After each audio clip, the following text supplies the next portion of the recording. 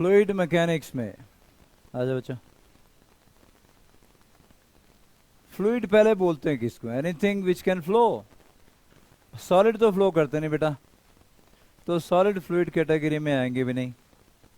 तो fluid category में कौन आएगा? गैसेस आएंगे और लिक्विड आएंगे। लिक्विड भी फ्लो कर सकते हैं और गैसेस भी फ्लो कर सकती हैं। तो लिक्विड्स और गैसेस, हाँ, ये फ्लूइड कैटेगरी में, दोनों को कंबाइंड नेम हम फ्लूइड बोल दिया करते हैं। Fluid comprise the liquid and gas और vapour phase of the physical form in which matter exists. Fluid mechanics deals with the behavior of fluids at rest and in motion. Fluid rest में है तो भी, अब fluid rest में तो क्या भाई, उसका प्रेशर स्टडी कर लेंगे हम लोग, और क्या वो बाइंड फोर्स कितनी लगा रहा है ये स्टडी कर लेंगे। थोड़ा मोशन में है तो उसकी वजह से प्रेशर क्या होगा, वो कितनी फोर्स लगा लेगा, समथिंग लाइक दैट। इन चीज़ों से डील करना है हमें फ्लूइड मैकेनिक्स में। अब fluid is a substance that deform continuously under the application of shear or tangential stress. Tangential stress को बर्दाश्त नहीं कर सकता, जैसे ही tangential stress लगाओगे फ्लूइड इस तरफ को चलना शुरू हो जाएगा।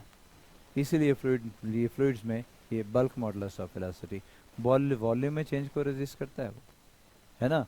गैस का वॉल्यूम चेंज करने की कोशिश करोगे तो वो तो उसको प्रेशर बढ़ा के उसको कंप्रेस करना मुश्किल, मना करेगा, जैसे स्प्रिंग मना करता है, यार मुझे मत कंप्रेस करो भाई।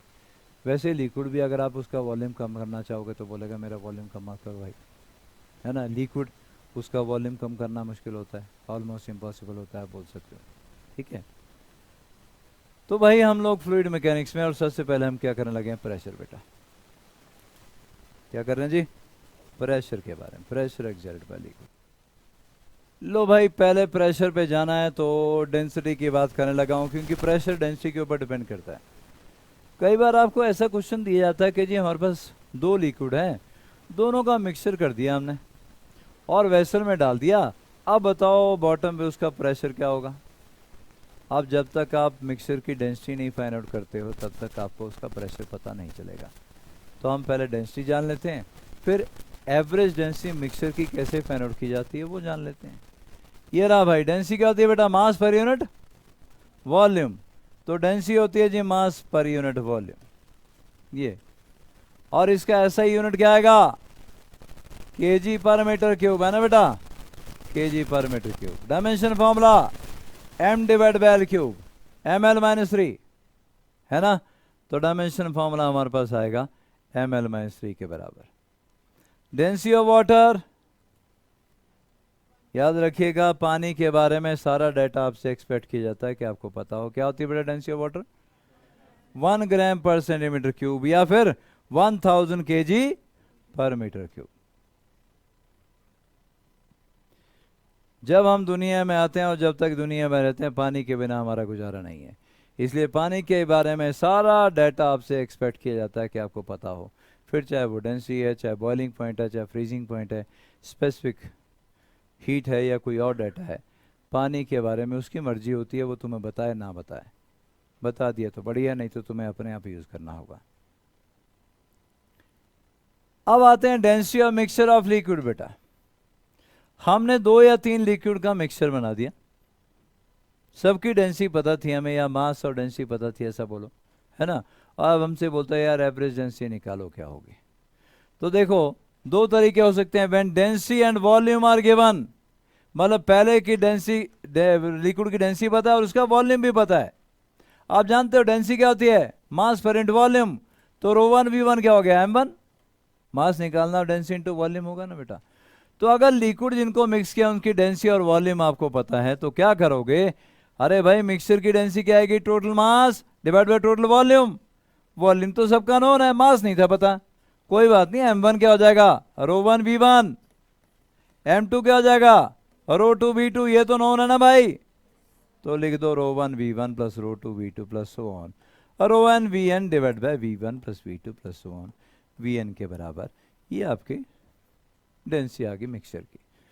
तो अगर 2 या 3 या 4 लिक्विड का मिक्सचर आपको दिया जाए और आपसे कहा जाए कि इनकी डेंसिटी फाइंड आउट करो, तो भाई डेंसिटी के लिए आपके पास क्या दिया हो सकता है डेंसिटी और वॉल्यूम नोन हो।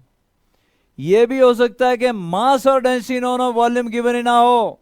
तो डेंसिटी क्या होती है बेटा, मास पर यूनिट वॉल्यूम, तो वॉल्यूम कितना हो जाएगा, मास डिवाइड बाय डेंसिटी। अब मिक्सचर का डेंसिटी फाइंड आउट करने का टोटल मास m1 m2 तो नोन है, m1 plus m2 plus m3 plus mn, पर वॉल्यूम गिवन नहीं था, तो पहले का volume m1 upon rho 1, volume m upon rho होता ना बेटा, दूसरे का m2 upon rho 2 and so on mn upon rho 1। कुछ ऐसे जैसे हम मिक्सचर की डेंसिटी फाइंड आउट कर सकते हैं। तो दो या दो से ज़्यादा लिक्विड का जब भी हमारे पास मिक्सचर होगा तो इस तरीके से हम मिक्सचर की डेंसिटी फाइंड आउट कर सकते हैं, mass divide by total volume.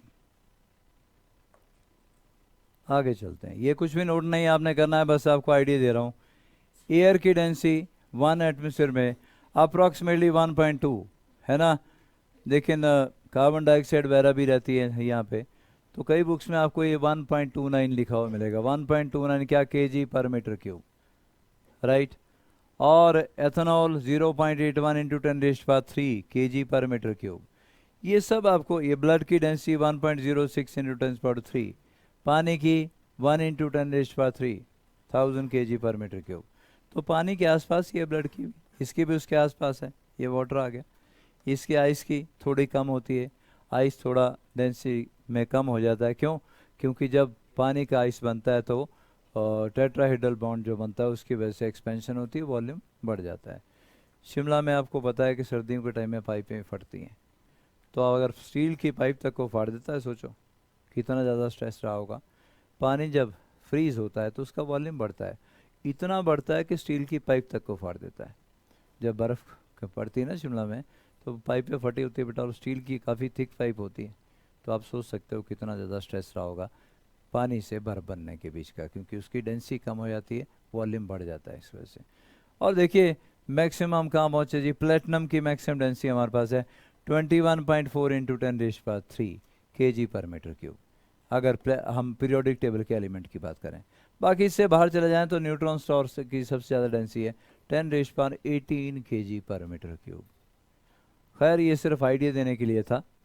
आप ये करिए कि ये वाला रूम हमारा जो है अप्रॉक्सीमेटली ये होगा जी कोई 10 मीटर लंबा होगा, 30 फीट है ना, और ऐसा जैसे ही कोई 8 मीटर मेरे ख्याल से विड्थ में होना चाहिए, तो 10 मीटर 8 मीटर और 4 मीटर ये हाइट इसकी आगे मान लो। तो मैं आपको एक क्वेश्चन देने के लिए दे रहा हूँ कि लेंथ है 10 मीटर रूम की बेटा है ना, और विड्थ आ गई बेटा मान लो 6 मीटर, और भाई हाइट आ गई मान लो 4 मीटर 4 मीटर। तुम्हारे अपने कमरे में कितनी एयर है निकालोगे? एयर की डेंसिटी तुम्हारे सामने है, मास निकालना है।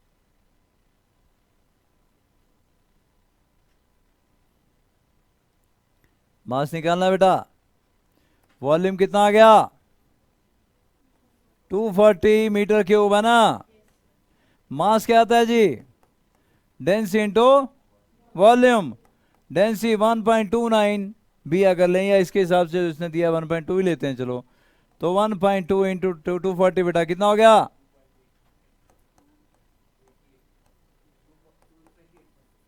288 बेटा केजी।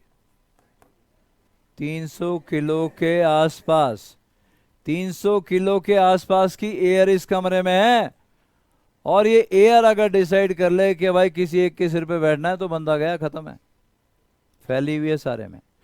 अपने दिमाग से ये चीज़ निकाल देनी, क्योंकि हमारे जो हम देखते हैं बचपन से देखते आते हैं ना बेटा कि पानी ग्लास में भरा हैवी है जी, हाँ इसका मास है ना। दूध डाला उसका मास भी है, भारी हो गया जी। हवा का मास बोले ये गई और वो गई, इसका कोई मास थोड़ा होता है। एयर की बात कर रहे हैं, इस कमरे में 300 किलो के आसपास की एयर है इस टाइम।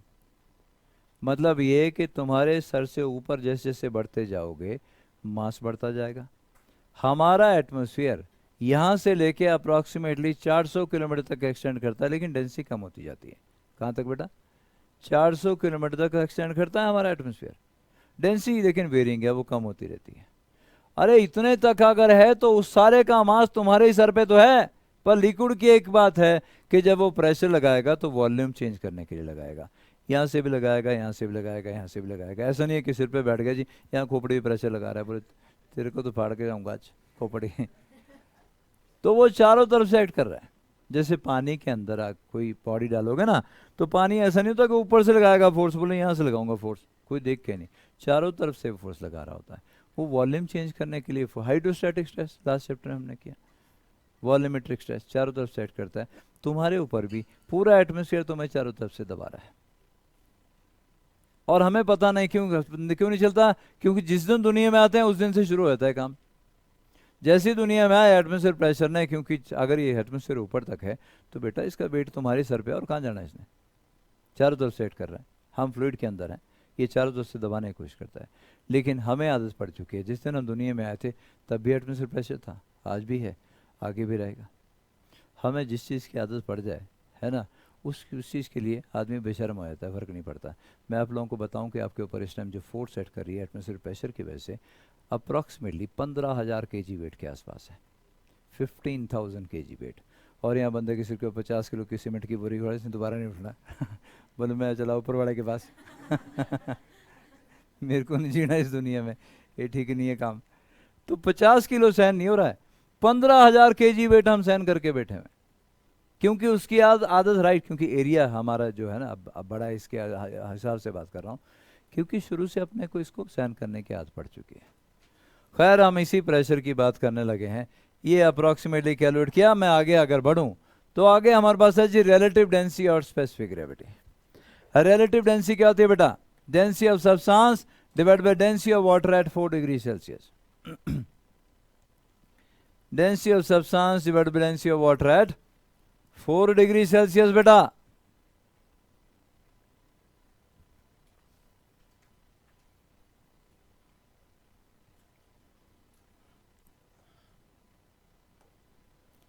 तो इसका क्या डायमेंशन हो गया बेटा, dimensionless, density divide by density dimensionless, unit unitless. तो इसका तो कोई यूनिट भी नहीं बचा, ये यूनिटलेस है, ये डायमेंशनलेस है। तो आओ भाई प्रेशर के लिए एक्सप्रेशन डिराइव कर ही लेते हैं। क्या होता है प्रेशर का एक्सप्रेशन, मान लो कि हमारे पास ये कोई वेसल है बेटा, और इस वेसल में लिक्विड है, और इस लिक्विड की डेंसिटी क्या है, रो। ये पॉइंट ए माना हमने यहां पर, और ये वाला पॉइंट हमने मान लिया बी। एच आ गई बेटा हाइट, लिक्विड की हाइट वेसल के अंदर। पॉइंट बी पे सिर्फ लिक्विड का प्रेशर, लिक्विड की फोर्स क्या होगी बोलो, पॉइंट बी पे लिक्विड की फोर्स mg के बराबर, इसका वेट ही है और क्या है, और थोड़ा कोई फोर्स। तो mg बेटा मास क्या होता है, डेंसिटी इंटू वॉल्यूम। डेंसिटी तो रो मान लिया हमने, वॉल्यूम कितना आ गया, वॉल्यूम आ गया एरिया ऑफ क्रॉस सेक्शन। मान लो ए इज ए स्मॉल ए लिखो इस पॉइंट को, ये पॉइंट आ गया स्मॉल ए और ये पॉइंट आ गया स्मॉल बी, है ना बेटा, ठीक है जी। और एरिया ऑफ क्रॉस सेक्शन आ गया ए, तो वॉल्यूम कितना बना, ए इंटू एच बना बेटा। तो इसका मतलब mg क्या होगा, मास इंटू जी, मास कितना, वॉल्यूम इंटू डेंसिटी मास बना, into G divide by area, area ये कैंसिल हो गया बेटा। अगर एरिया को एरिया से कैंसिल करूंगा तो क्या बना, प्रेशर एट पॉइंट बी आपके पास आ गया small B. Pressure at point B कितना आ गया भाई, एच रो जी के बराबर। Yes this is expression for pressure exerted by the liquid, सिर्फ लिक्विड का प्रेशर है। हाँ हॉस्पिटल बेटा, इसका इलाज मेरे पास नहीं है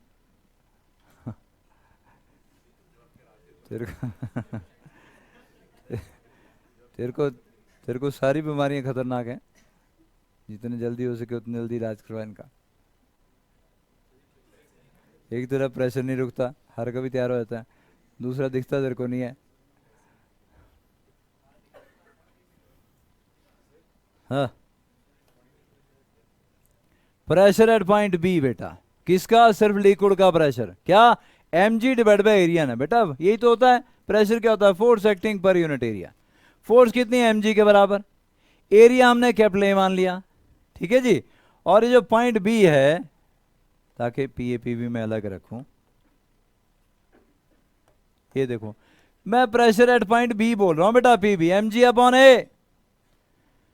force acting per unit area. Mass कितना आ गया, डेंसिटी इंटू वॉल्यूम मास आ गया into G, area area cancel, क्या एच रो जी तो बचा। तो pressure at point B due to liquid आ गया है, सिर्फ लिक्विड का प्रेशर बॉटम पे, पॉइंट बी पे, पॉइंट बी पे लिक्विड का प्रेशर है बेटा, है मैं बता रहा हूं, ये पॉइंट बी पे लिक्विड का प्रेशर है। पॉइंट ए पे कोई प्रेशर है क्या, वो है भाई एटमॉस्फेयर प्रेशर है। एटमॉस्फेयर जो हमारे सर से ऊपर तक एक्सटेंड कर रहा है उसका प्रेशर भी तो है ना, उसको बोलते हैं एटमॉस्फेरिक प्रेशर। एटमॉस्फेयर प्रेशर को पी नॉट से रिप्रेजेंट कर रहा हूं, तो अगर कोई आपसे पूछे यार टोटल प्रेशर बताओ पॉइंट बी पे, तो टोटल क्या आएगा, P naught plus H naught G, H rho G, P B. P point B पे प्रेशर सिर्फ लिक्विड का कितना है, एच रो जी, और ऊपर क्या है, P naught plus H rho G. तो net pressure at point B है ना बेटा, net pressure at point B आपके पास जो आएगा, ये बी लिख रहा हूं भाई मैं यहां पे, पी बी क्या, P naught plus H rho जी। इस नेट प्रेशर का एक और नाम है, याद रखिएगा, क्या नाम है, एब्सोल्यूट प्रेशर भी इसी को बोलते हैं बेटा। Absolute pressure at point B क्या, P naught plus H rho G. Atmosphere pressure में एच रो जी, मेरी बात समझ रहे ना बेटा, लिक्विड का प्रेशर है सिर्फ एच रो जी, अरे ऊपर से एटमॉस्फेयर प्रेशर भी तो है ना, तो नेट प्रेशर को क्या बोलते हैं, एब्सोल्यूट प्रेशर भी बोलते हैं। कोई आपसे बोले what is absolute pressure at point B, P naught plus H rho G. और अगर सिर्फ लिक्विड का प्रेशर देखना तो क्या है, एच रो जी है ना, P B minus P naught बना, मतलब भैया ये बी था ना बेटा, ओ बच्चों यहां देखना बेटा, ये आ गया P B minus P naught का H rho G, P B minus P naught is H rho G, pressure exerted by liquid only. इसका एक और नाम भी है, पता क्या बोलते हैं, गॉज प्रेशर भी बोलते हैं। पॉइंट बी पे जो प्रेशर है उसका डिफरेंस अगर एटमॉस्फेयर प्रेशर के साथ निकालते हो तो उसका नाम क्या है, गॉज प्रेशर भी बोलते हैं। तो गॉज प्रेशर कोई बोले तो सिर्फ लिक्विड का प्रेशर, मतलब या ऐसा बोलो कि उस पॉइंट पे जो प्रेशर है वो माइनस एटमॉस्फेयर प्रेशर, ये गॉज प्रेशर है। एटमॉस्फेयर प्रेशर के साथ जो डिफरेंस आता है उसको गॉज प्रेशर भी बोलते हैं जी। और एच रो जी क्या है, ये pressure exerted by the liquid भी है जी। P B minus P naught, किसी पॉइंट पे जो प्रेशर है उसका डिफरेंस अगर एटमॉस्फेयर प्रेशर के साथ निकालते हो तो उसका एक और नाम आ गया, क्या बेटा, गॉज प्रेशर भी इसी को बोलते हैं। और अगर टोटल प्रेशर निकालना P naught plus H rho G तो नेट प्रेशर भी बोलते हैं और एब्सोल्यूट प्रेशर भी बोलते हैं जी। तो absolute pressure P naught plus H rho G, P B minus P naught gauge pressure H rho G. क्योंकि न्यूमेरिकल में अगर बोले फाइंड आउट गॉज प्रेशर तो तुम्हें पता तो होना चाहिए ना कि गॉज प्रेशर क्या है, उस पॉइंट पे प्रेशर माइनस एटमॉस्फेयर प्रेशर। क्या मैं आगे चलूं, याद रहेगा कि प्रेशर का जो फॉर्मूला है वो एच रो जी है ना बेटा। चलिए प्रेशर का फॉर्मूला आपके पास आ गया H rho G, hydrostatic paradox. अब हाइड्रोस्टैटिक पैराडॉक्स का मतलब क्या है, देखना बेटा ध्यान से सुनिएगा। यहां लग रहा है कि यार लिक्विड काफी ज्यादा है ना बेटा, क्या बहुत सारा लिक्विड है यार, mg ज्यादा होगा, और यहां लग रहा है कि यार लिक्विड बहुत कम है, यहां भी इससे तो ज्यादा ही यहां पे। तो हमें लगता है यार लिक्विड जहां ज्यादा होगा mg बाय एरिया, mg ज्यादा होगा तो प्रेशर सी पे ज्यादा होना चाहिए, ऐसी फीलिंग आती है कि हाँ लिक्विड ज्यादा तो यहां ज्यादा होना चाहिए। लेकिन आपने देखा प्रेशर का फॉर्मूला क्या था, एच रो जी। ये तो मास के ऊपर डिपेंड नहीं करता, ये तो हाइट के ऊपर डिपेंड करता है बस। हाइट है जितने अगर यहां लिक्विड किया उतने यहां पर है, उतने यहां पर है, उतने यहां पर है, उतने यहां पर है।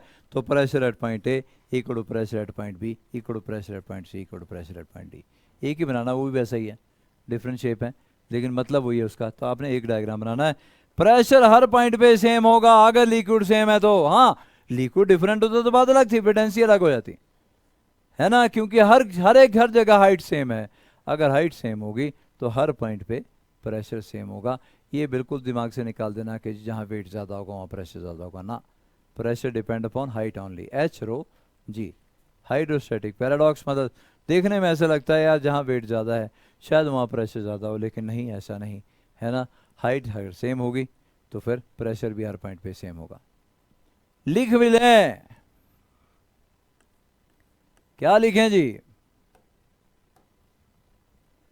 Pressure at same level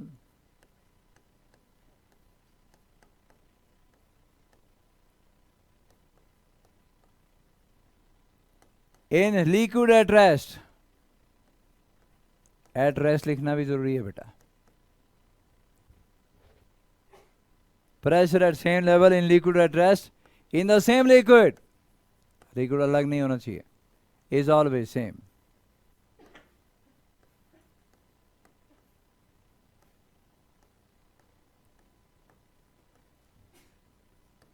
Pressure at same level in liquid at rest in the same level in the same liquid is always same।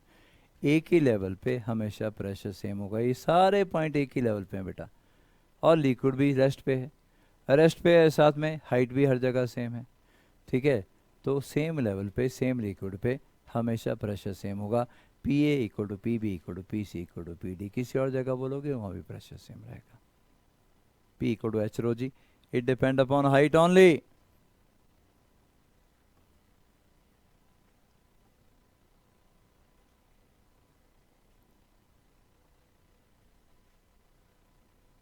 ठीक है जी।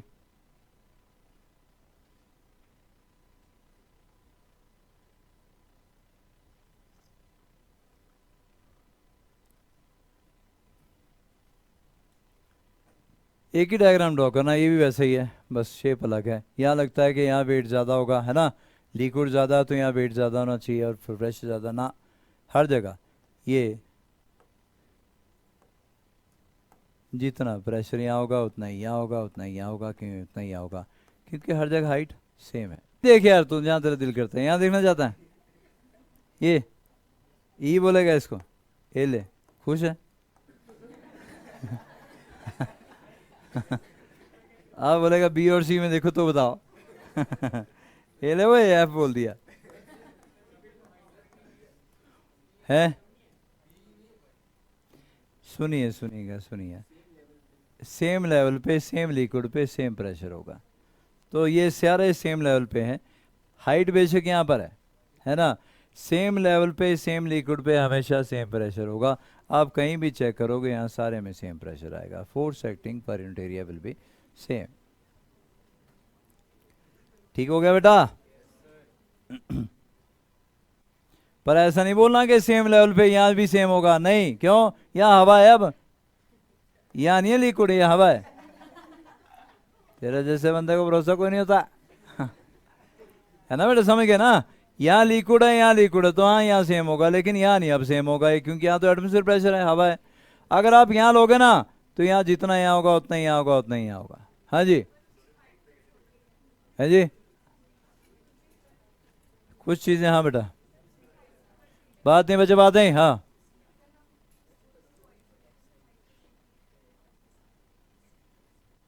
हाइट क्या है कि बेटा, लिक्विड के देखो सेम लेवल पे, क्योंकि बाकी जगह है लिक्विड, कनेक्टेड है वो पॉइंट आपस में। लिक्विड की फ्लूइड की यही शानदार चीज है कि आपस में सारे पॉइंट कनेक्टेड हैं। अगर एक जगह लिक्विड नहीं भी है, दूसरी जगह है, वो कनेक्टेड है। तो इसीलिए बोल रहे हैं कि सेम लेवल पे सेम लिक्विड पे हमेशा प्रेशर सेम होगा। सेम लेवल पे सेम लिक्विड में, लिक्विड भी सेम होना चाहिए, क्योंकि लिक्विड बदला तो फिर डेंसिटी बदल जाएगी। तो सेम लेवल पे सेम लिक्विड पे, लिक्विड रेस्ट में भी होना चाहिए, ये भी लिखा है हमने, है ना, प्रेशर सेम होगा। Concept 1, pressure is same in every direction in a fluid at a given depth. एक और चीज, जैसे यहां कोई बोले तो आप ये नहीं बोलोगे कि यहां को प्रेशर ज्यादा है जी, यहां को कम है, इधर को कुछ और है, ना, जितना प्रेशर यहां से उतना ही यहां से, उतना ही यहां से, उतना ही यहां से, हर डायरेक्शन में pressure is same in every direction in a fluid at a given depth. Consider a differential element in a fluid. चलो ये तो ना लिखो ना लिखो, बात ये है, एक छोटी सी बॉडी हमने कंसिडर की। अब यहां पे प्रेशर हर जगह हर डायरेक्शन में आपके पास सेम आने वाला है, ठीक है बेटा। प्रेशर जितना इधर से है उतना इधर से, उतना इधर से, चारों तरफ से। इसीलिए बोल रहा हूँ, एटमॉस्फेयर प्रेशर अगर तुम्हारे ऊपर ऐड कर रहा है तो तुम्हारे ऊपर यहाँ से भी है, इधर से भी है, आगे से, पीछे से, दाएं से, बाएं से, हर जगह से। कौन सा है ये, वॉल्यूमेट्रिक स्ट्रेस, है ना। प्रेशर को स्ट्रेस भी बोला जा सकता है, वॉल्यूमेट्रिक स्ट्रेस। जब वॉल्यूम में चेंज हो तो स्ट्रेस ही प्रेशर है, बताया था ना इलास्टिसिटी में। तो हाँ, ये वॉल्यूम को चेंज करने वाला जो स्ट्रेस है वही हमारे पास प्रेशर है, और हर डायरेक्शन में ये सेम रहता है, ऐसा नहीं किसी डायरेक्शन में ज़्यादा किसी में कम। एक और, force due to fluid pressure always act perpendicular to the surface in contact, perpendicular to the surface in contact. बेटा सुनिएगा, जैसे इसके अंदर कोई लिक्विड है बेटा, है ना, ठीक है जी, इधर देखना बेटा ध्यान से जरा। अब अगर मैं बोलूं, अब क्या बोल रहा है कि जो प्रेशर है या ऐसा बोलो है फोर्स, वो हमेशा नॉर्मल एक्ट करेगी सरफेस के, लिक्विड नीचे को दबाएगा इसको और फोर्स नॉर्मल एक्ट करेगी। मान लो कि मैं बोलूं नहीं यार नॉर्मल नहीं एक्ट कर रही है, मान लो हम बोलें कि नॉर्मल नहीं एक्ट कर रही है, वो किसी एंगल पे एक्ट कर रही है। लो जी हमने एंगल पे एक्ट करवा दी जी फोर्स। एक्शन लिक्विड का नीचे था बेटा, लिक्विड है इसमें, है ना जी, एक्शन नीचे था तो रिएक्शन फोर्स इस डायरेक्शन में आ गई। एफ के तो दो कॉम्पोनेंट आ गए बेटा, फिर थीटा की डायरेक्शन में, F cos theta perpendicular direction में। अब एफ साइन थीटा को तो हम बोल देंगे कि जी वेट को बैलेंस कर रही है, वेट नॉर्मल डायरेक्शन में, एफ साइन थीटा ऊपर है उसको बैलेंस कर रही है। अरे यार एफ कॉस थीटा को क्या बोलेंगे, F cos theta equal to M into A बोलना पड़ेगा।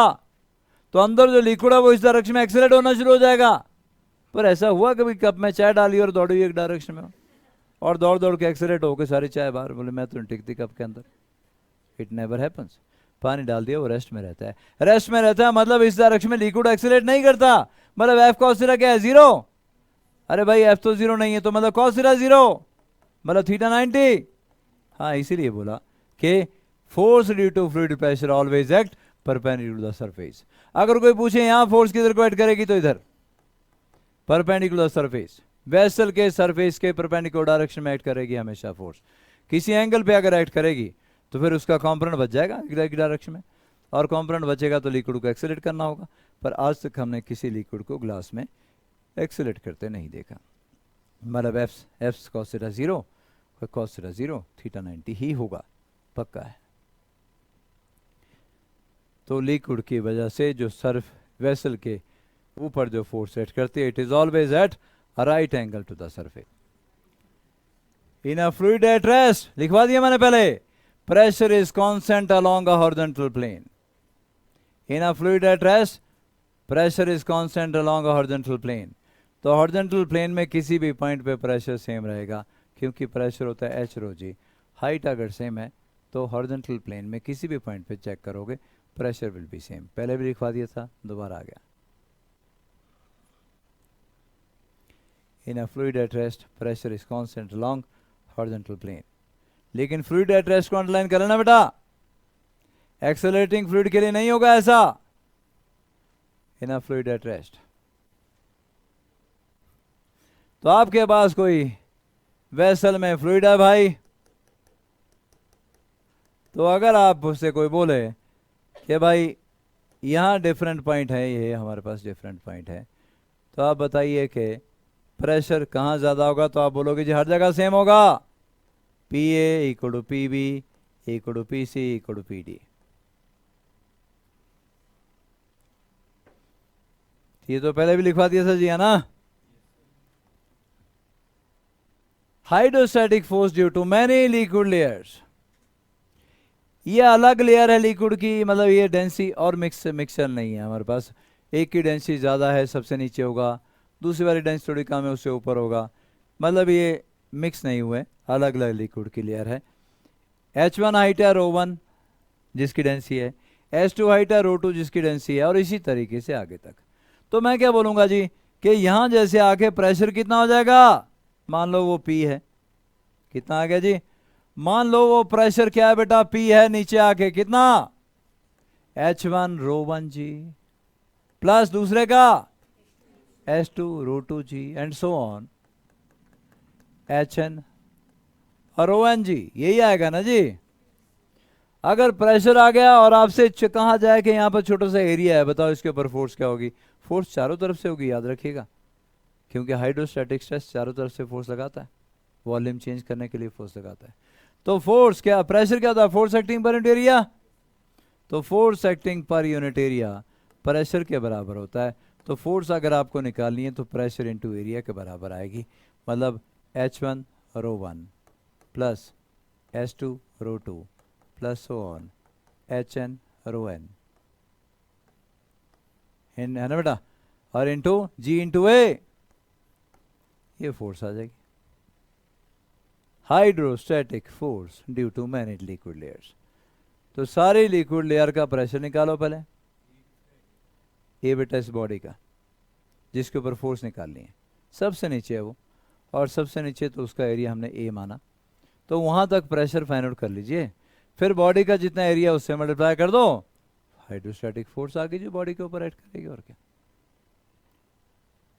तो कई बार देख के कंफ्यूजन होता है, भाई यार ऐसा तो हमने किया नहीं है, इतने सारे 3-4 लिक्विड की लेयर आ गया, अब क्या करें, कुछ नहीं करना, वही है, प्रेशर फाइंड आउट करो और एरिया से मल्टीप्लाई कर दो। हाँ बेटा,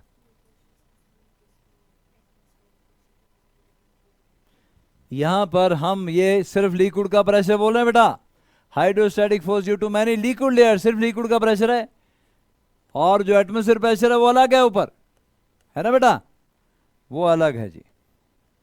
वो कितना, उसको हम यूजुअली पी नॉट से रिप्रेजेंट करते हैं, एटमोस्फेरिक प्रेशर।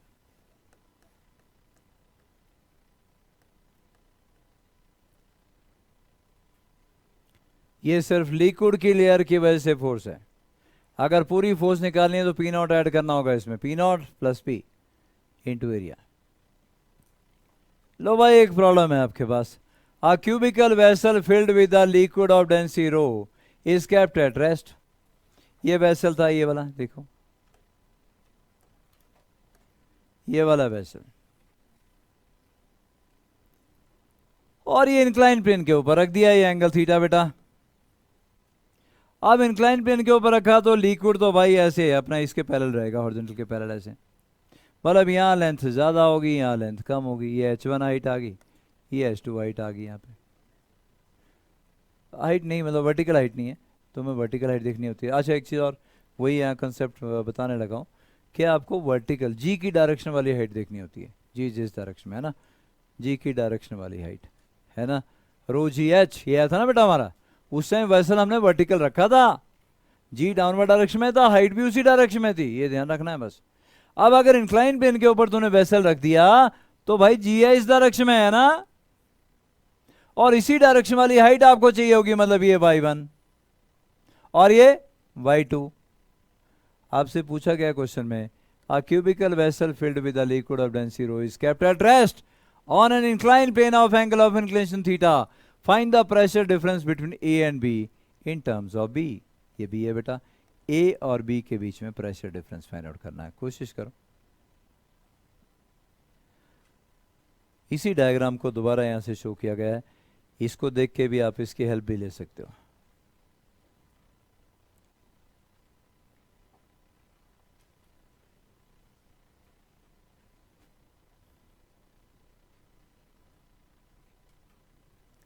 दोनों पॉइंट के बीच में प्रेशर डिफरेंस कितना होगा ऐसा बोलता है,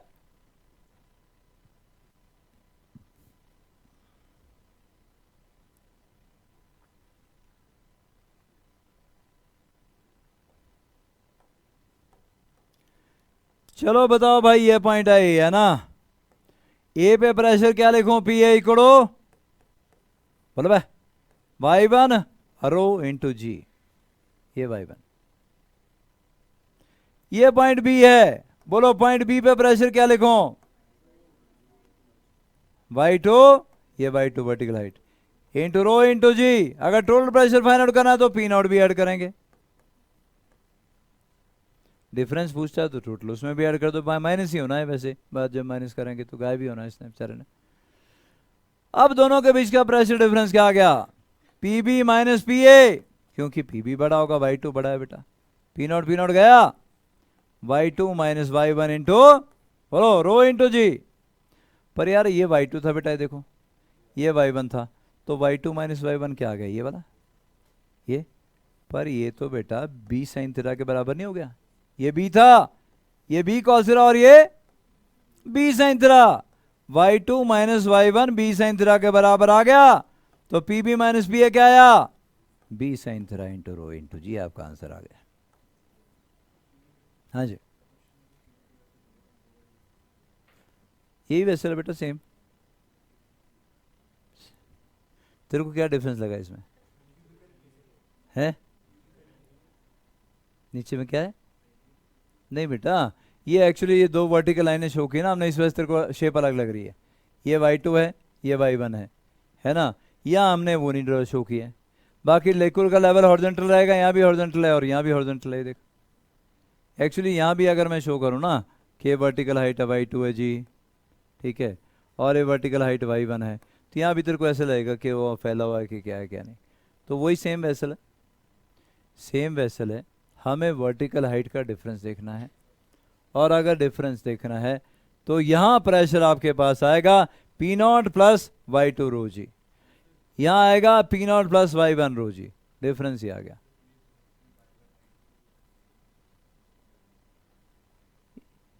ए पॉइंट पे y1 हाइट पे क्या बेटा, ये जो है बेटा यहाँ नहीं है, ये देख, ये लिक्विड का ले रहा हूँ मैं, यहाँ ऐसा नहीं बोल रहा हूँ, ये वाली है y1 एक्चुअली, अंदर ले ले तू, ये सेम लेवल पे सेम लिक्विड पे सेम प्रेशर होता है, जो यहां पर प्रेशर होगा वो यहां पर होगा, और ये हाइट कितनी है y1, ऐसे कर ले, क्योंकि हमें लिक्विड के अंदर देखना है, लिक्विड की वजह से देखना है, ठीक है।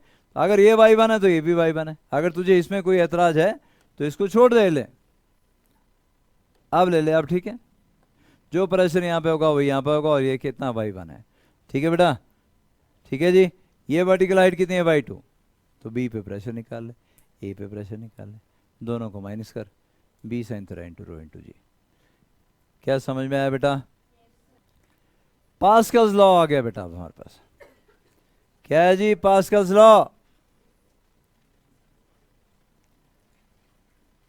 अब दोनों में से कोई एक स्टेटमेंट, दोनों लिखने की जरूरत नहीं है, कोई एक स्टेटमेंट लिख लो, नीचे वाला लिख लो, pressure exerted on a fluid in an enclose container. कोई फ्लूइड हमारे पास है, गैस या फिर लिक्विड, और एनक्लोज्ड कंटेनर है, बंद है कंटेनर। तो ये क्या बोलता है? Pressure exerted on a fluid in an enclosed container is transmitted equally and undiminished to all parts of the container and act at right angle to the enclosing walls। क्या बोल रहा है फिर समझ लें, पहले मतलब समझ लो फिर लिखो। कि भाई एनक्लोज कंटेनर हमारे पास था एक, हमने एक जगह उस पर प्रेशर एक्सर्ट किया, तो जो एक जगह प्रेशर लगाया वो ऐसा नहीं कि वहीं रहेगा, it is transmitted to the entire vessel, to the entire liquid, हर जगह वो प्रेशर ट्रांसमिट हो जाएगा इक्वली अनडिमिनिश्ड। ऐसा नहीं कि बीच में अरे लॉस हो गया, बीच में दीवार थी जी वहां लॉस हो गया ना, एक जगह अगर प्रेशर इंक्रीज करोगे वो प्रेशर अनडिमिनिश्ड हर पार्ट तक जाएगा, to every point of the wall of the container, to every part of the liquid तक जाएगा। और इसका फायदा भी खूब उठाया हमने, थोड़ी देर में बताता हूँ क्या फायदा उठाया। क्या लिख लो पहले? Pressure exerted on a fluid in an enclosed container transmitted equally and undiminished to all parts of the container and act at right angle to the enclosing wall. देख मैं समझा रहा हूं। क्या तुम लोगों ने हाइड्रोलिक लिफ्ट छोड़ो, क्या आप लोगों ने कभी गाड़ी का टायर चेंज करवाया हो कहीं पे? उनके पास एक छोटी सी मशीन होती है, वो ऐसे से ऊपर हैंडल ऊपर नीचे करते रहते हैं और गाड़ी ऐसा ऐसा ऊपर उठती रहती है। गाड़ी का इतनी बड़ी गाड़ी, बस तुमने इतनी सी फोर्स लगाई है ना बेटा, वो हाइड्रोलिक लिफ्ट थी, छोटा एग्जाम्पल उसका। तुमने फोर्स लगाई बहुत कम और वहां गाड़ी उठे जा रही है, यार मजाक बनाया हुआ है ना। क्या हुआ देखना बेटा, क्या हुआ?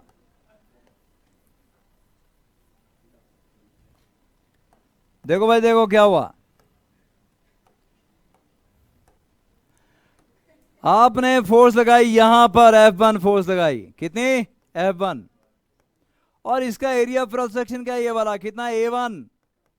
ये सारा लिक्विड है बेटा, ये सारा लिक्विड है, ये सारा क्या है? लिक्विड है भाई, ये भी लिक्विड है, लेकिन यहां एरिया ऑफ क्रॉस सेक्शन क्या हो गया? A2। और यहां फोर्स आपने लगाई F1, यहां फोर्स एड करने लगी बेटा F2, कितनी? F2। क्या बोलता है कि यहां जो प्रेशर लगाया वही प्रेशर यहां ऐड करेगा। क्या बोल गया? F1 upon A1 equal to F2 upon A2। जो प्रेशर एक जगह लगाया it is transmitted undiminished to every part of the fluid, वही प्रेशर यहां ऐड कर गया F2 अपॉन A2। पर मैं क्या चाह रहा हूं? मैं चाह रहा हूं मैं 1 न्यूटन की फोर्स लगाऊं और यहां वो 1000 न्यूटन की हो जाए, है ना बेटा। क्या ऐसे कर सकता हूं? कर सकता हूं, क्योंकि मुझे F2 बढ़ाना ना। निकालो F2। F2 क्या आ गया जी?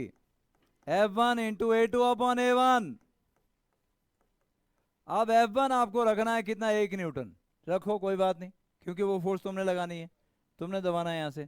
लेकिन आप A2 को 1000 कर दो और A1 को 1 कर दो, तो ये F2 आपका 1000 न्यूटन हो गया। आप गाड़ी भी पूरी की पूरी उठा सकते, कोई और वेट चाहो वो भी उठा सकते। मतलब ये कि पास्कल लॉ का हाइड्रोलिक लिफ्ट में पूरा पूरा फायदा उठा रहे हैं हम लोग। एक जगह पे प्रेशर लगा रहे हैं, जो एक जगह प्रेशर लगाया वही प्रेशर हर पार्ट, यहां भी यहां भी यहां भी यहां भी हर जगह ट्रांसमिट होगा। लेकिन पिस्टन यहां पे जो लगाया बड़े एरिया का लगा दिया हमने। बड़े एरिया का इसलिए लगाया क्योंकि A2 बड़ा होगा और A1 छोटा होगा, तभी फोर्स मल्टीप्लाई कर पाओगे। F2 लार्ज चाहिए हमें, F2 लार्ज चाहिए। और यही रीजन था कि वो ऐसा ऐसा इस तरीके से, अंदर क्या होता है, फ्लूइड होता है उसमें और वॉल लगा होता है। फ्लूइड आगे गया, पीछे नहीं आ सकता। फ्लूइड आगे जाएगा ना बेटा, पीछे नहीं आ सकता। तो आपने थोड़ी सी फोर्स लगाई, फ्लूइड आगे धकेला, वॉल लगा है उसमें, पीछे आ नहीं सकता। जैसे टायर में नहीं लगा होता वॉल, हवा अंदर तो चली जाती है, बाहर आ नहीं सकती। टायर में भी जो लगा होता है उसको वॉल्व बोलते हैं बेटा। वॉल्व वन वे एंट्री को अलाउ करता है, बस हवा अंदर चली तो जाती है, बाहर नहीं निकल पाती। हाँ बेटा, कार का वेट तो नीचे है ना बेटा, कार को तो लिफ्ट करना है हमने। कार mg लगा रही ना बेटा। अब अगर यूनिफॉर्म वेलोसिटी से ऊपर लेके जाना तो mg के बराबर फोर्स लगानी पड़ेगी। कार का मास बहुत ज़्यादा है, बहुत लार्ज अमाउंट ऑफ फोर्स लगानी पड़ेगी। यहाँ मैं लगा रहा हूँ 1 न्यूटन सिर्फ, और यहाँ 1000 न्यूटन बना रहा हूँ उसको, तो उसमें क्या दिक्कत है, बना सकते हैं। ऐसे ही तो करना है, यही तो करना है। हाँ,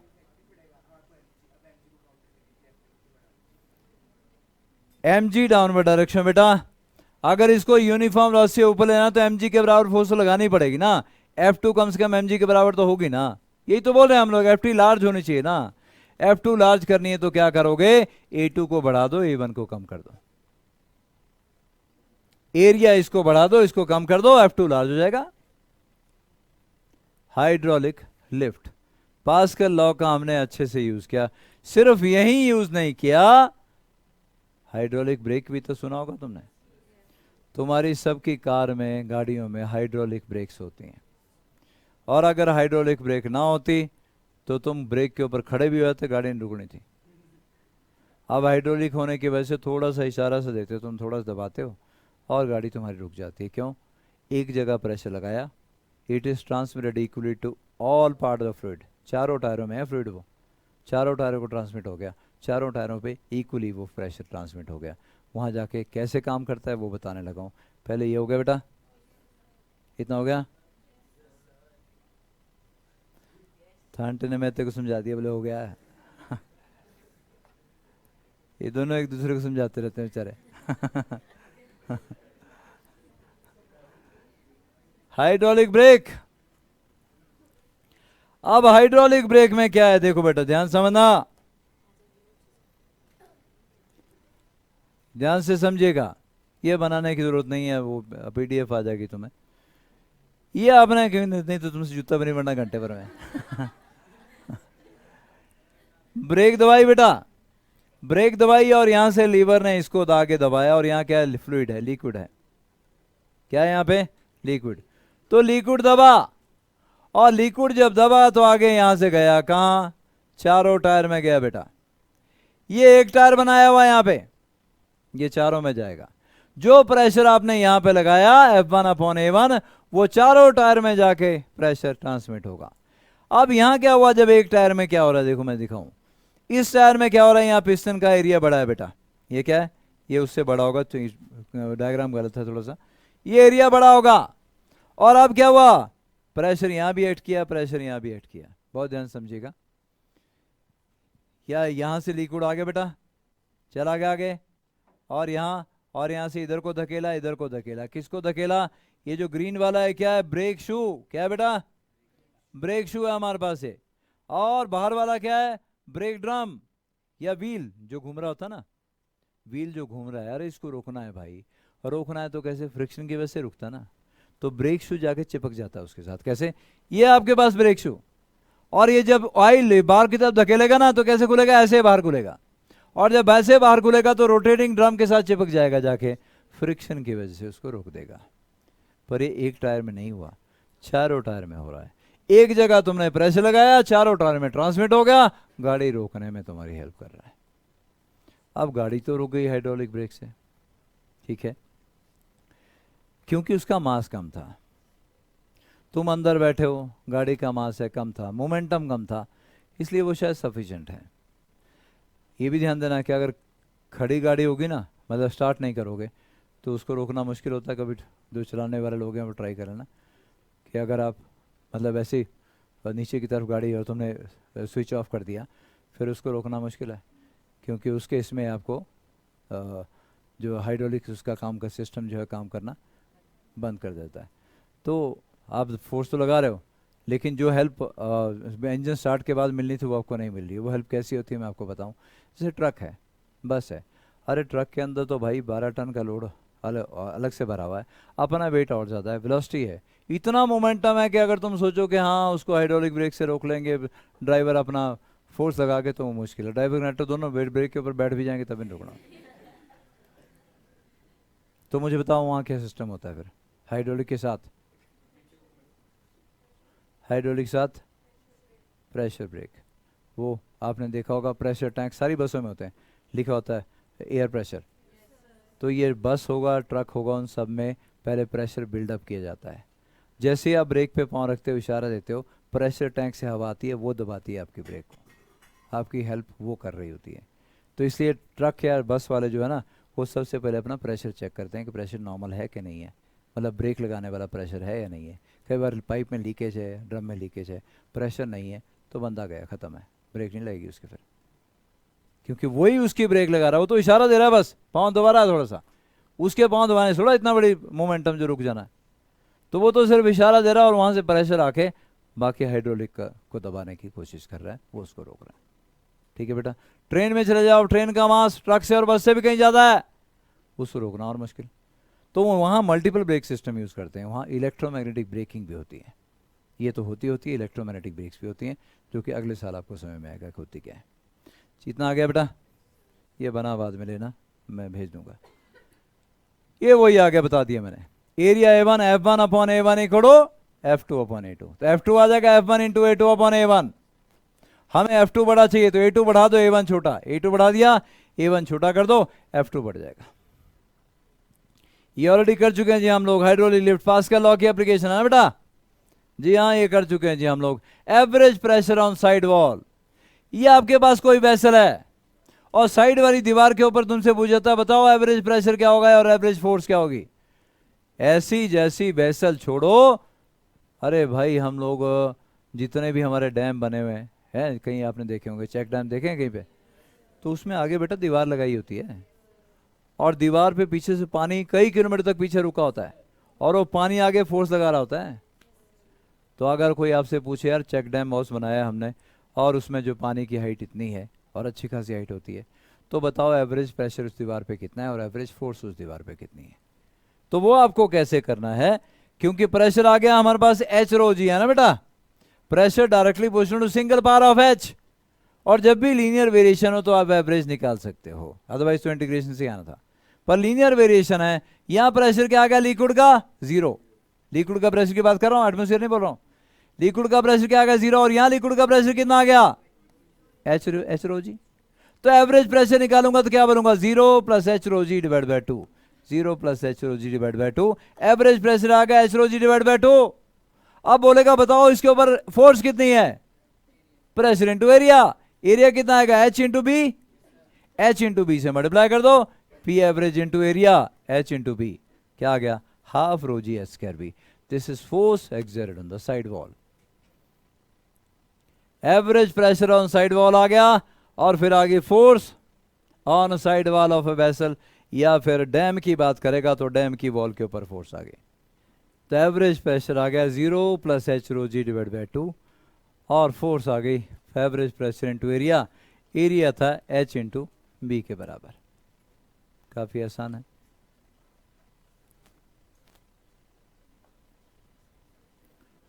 प्रेशर इन एक्सेलरेटिंग फ्लूइड करना है बेटा हमने, लेकिन उससे पहले मैं आपको एटमॉस्फेरिक प्रेशर के बारे में थोड़ा सा कुछ बताना चाहता हूं। तो एटमॉस्फेरिक प्रेशर के बारे में कुछ बताना चाहता हूं जी। देखना बेटा, एटमॉस्फेरिक प्रेशर,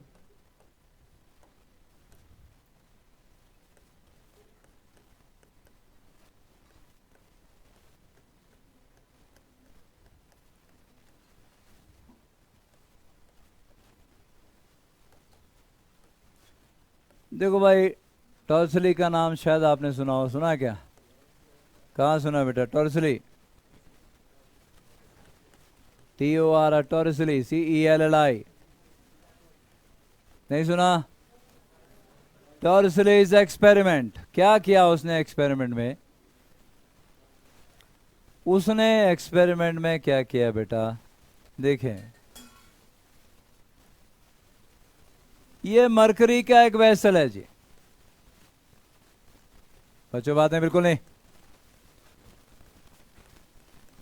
बात नहीं। ये मरकरी का वेसल, और टॉर्सली ने क्या किया, एक ट्यूब 1 मीटर लंबी, 100 सेंटीमीटर लंबी ट्यूब ली और वो मरकरी से भर दी। फिर अंगूठे से अगला वाला हिस्सा बंद करके इसी के अंदर उसको पलटा दिया। मरकरी भरा, 100 सेंटीमीटर भरा, और फिर क्या किया, फिर उस ट्यूब को इसमें पलटा दिया। और ये एक्सपेरिमेंट एक बार नहीं, कई बार रिपीट किया। क्या देखता है वो, क्या ऑब्जर्वेशन उसकी, कि हमेशा 76 सेंटीमीटर मरकरी जो इसमें रह गया, हमेशा। फिर उसने सोचा यार चलो थोड़ी लंबी ट्यूब लेते हैं, 2 मीटर लंबी भरी, 200 सेंटीमीटर भरी, फिर पलटा दिया, फिर क्या देखता है, 76 सेंटीमीटर बचा बाद में मरकरी। मरकरी था सारे में, लेकिन मरकरी जब नीचे में आया तो यहां क्या छोड़ गया, वैक्यूम, यहां नहीं है कोई गैस, और वैक्यूम का प्रेशर क्या होता है, 0। इसको टॉर्सलिन वैक्यूम बोला गया।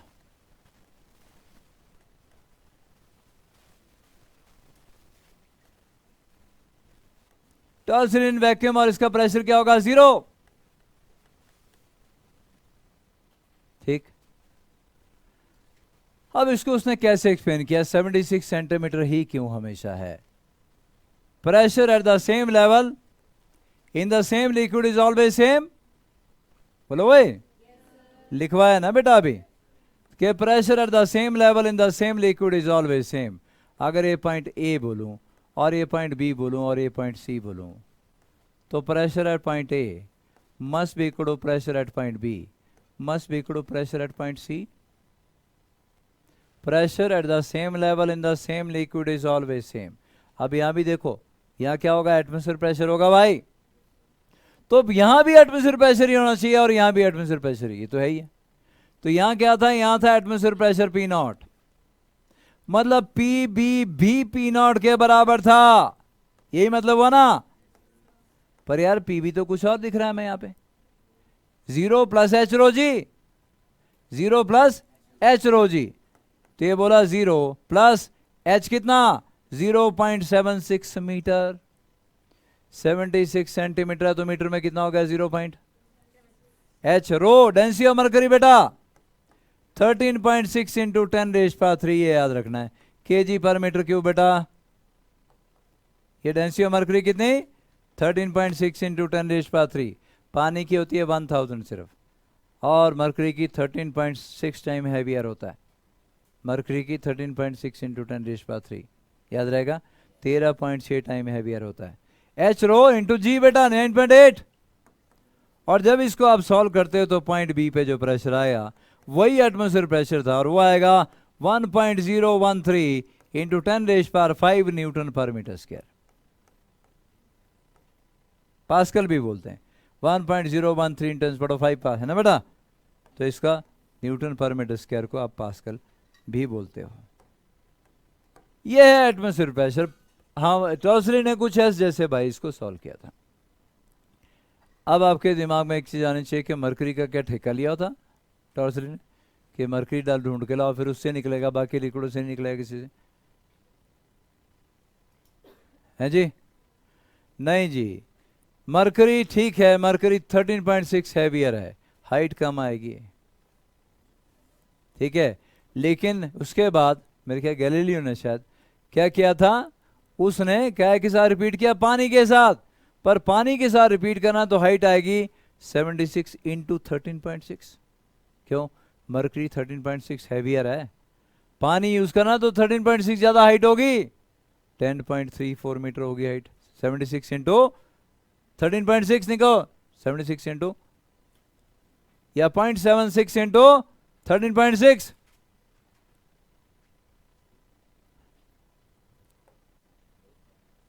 क्या है बेटा? क्या है? कितना आ गया बेटा? 13.6 इंटू 0.76, 0.76, 10.336, 10.34, 10.34 मीटर। हाँ, पानी की हाइट 10.34 मीटर आनी है, मतलब 30 फीट से ज़्यादा, 33 फीट के आसपास। अब 33 फीट लंबी ट्यूब बनाना कौन सा आसान था? बनाई, पर इन लोगों ने 50 फीट लंबी ट्यूब बनाई और उसके साथ एक्सपेरिमेंट किया। 50 फीट ट्यूब में पानी भरा और उसको उल्टा दिया पानी में ही। देखता क्या है? 10.34 मीटर हमेशा ट्यूब में रह गया। तो आप पानी के साथ भी एक्सपेरिमेंट कर सकते हो, लेकिन पानी का प्रेशर आएगा 10.34 मीटर। ठीक है, तो याद रखिए 1 एटमॉस्फेयर प्रेशर, 1 एटमॉस्फेयर प्रेशर, आप ऐसा बोलते हो क्या? 76 सेंटीमीटर ऑफ मर्करी कॉलम,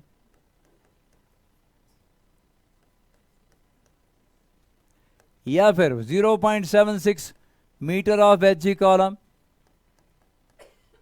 या फिर 760 मिलीमीटर ऑफ मर्करी कॉलम, या फिर 10.34 मीटर ऑफ वाटर कॉलम, और या फिर 1.013 इंटू 10⁵ न्यूटन पर मीटर स्क्वायर।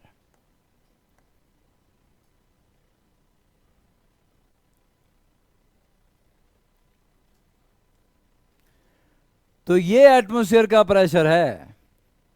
प्रेशर को अपनी बॉडी के एरिया से मल्टीप्लाई करोगे तो आ जाएगी तुम्हारी बॉडी के ऊपर फोर्स। मैं अब अपनी उंगली ऐसे रखता हूं ना सामने, सपोज, तो इसका एरिया मान लेता हूं 1 सेंटीमीटर स्क्वायर, मान लो 1 सेंटीमीटर बाय 1 सेंटीमीटर, इस पोर का, सिर्फ इतने का 1 सेंटीमीटर स्क्वायर। क्या मुझे बताओगे कि इसके ऊपर कितनी फोर्स सेट कर रही है इस टाइम? और वो एक डायरेक्शन से नहीं है, इधर से भी, इधर से भी, इधर से भी है। तो 1 सेंटीमीटर स्क्वायर के ऊपर कितनी करेगी? 1 सेंटीमीटर स्क्वायर का मतलब 10⁻⁴ मीटर स्क्वायर। ठीक, तो कितना आ गया? 10 kg, 10 न्यूटन। 10 न्यूटन की फोर्स सेट करिए मेरी उंगली के ऊपर। मतलब अगर मैं यहां से मानूं 1 सेंटीमीटर स्क्वायर की ट्यूब पूरा एटमॉस्फेयर जहां तक है वहां तक भर दिया, तो उसका वेट कितना आएगा? 10 न्यूटन नहीं, 1 kg। 10 Newton divide by 10, 1 kg। 1 kilo gas का कॉलम मेरे इस उंगली के ऊपर है इस टाइम, और 1 किलो की फोर्स मेरी उंगली के पोर के ऊपर ऐड कर रही है। लेकिन अच्छी बात है, यहां से एक की डायरेक्शन से नहीं है, इधर से भी, इधर से भी, इधर से भी, इधर से भी।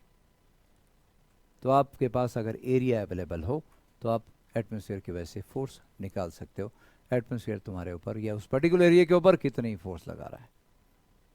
ठीक हो गया जी, चलें आगे।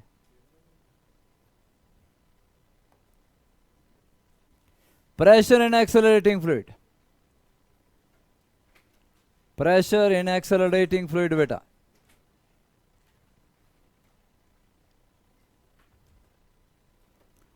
पहला, vessel moving up with uniform velocity. Acceleration, acceleration क्या बेटा? 0। एक्सेलेरेशन क्या हो गया? 0 भाई।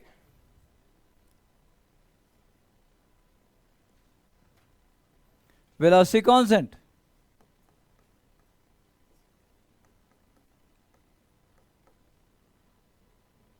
तब तो कोई सीडो फोर्स नहीं है ना। तो इसका मतलब ये हुआ कि अगर हमसे कोई बोले कि भाजी ये वाला पॉइंट हमारे पास ए है, और ये वाला पॉइंट हमारे पास बी है, और ये वाली हाइट हमारे पास एच है, तो क्या लिखूं जी? P B minus P A, क्योंकि पी ए किसके बराबर होगा? पी नॉट के बराबर, राइट, एटमॉस्फेयर प्रेशर के बराबर। तो P B minus P naught will be equal to कितना बेटा? एच हरो जी। जिस डायरेक्शन में जी है उसी डायरेक्शन वाली हाइट आपने देखनी होती है। ठीक। आपने ये भी देखा जिस डायरेक्शन में एक्सेलरेशन है उस डायरेक्शन में प्रेशर बढ़ता जाएगा।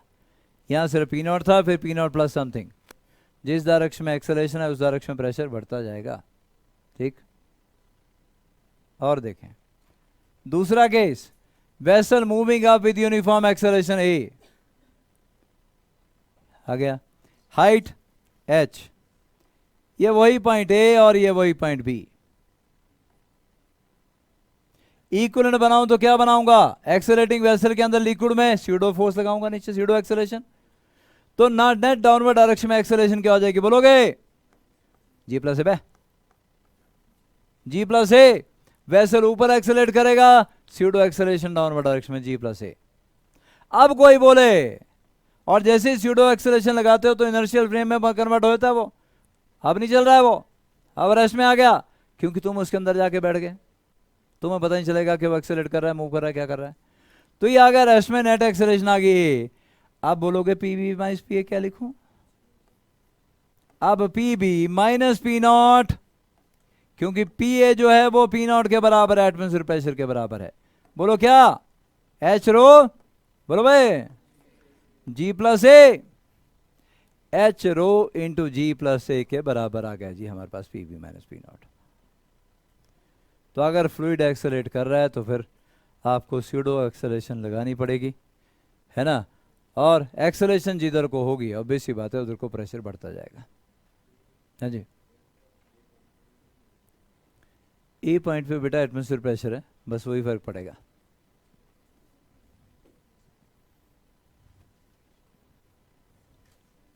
हाँ बेटा, ये वेसल ऊपर एक्सेलरेट करे ना बेटा। अब तू मान ले बस में बैठी और बस आगे एक्सेलरेट करती है, किधर को गिरती है तो, आगे को, पीछे गिरती है ना। तो स्यूडो फोर्स पीछे ऐड कर रही है ना।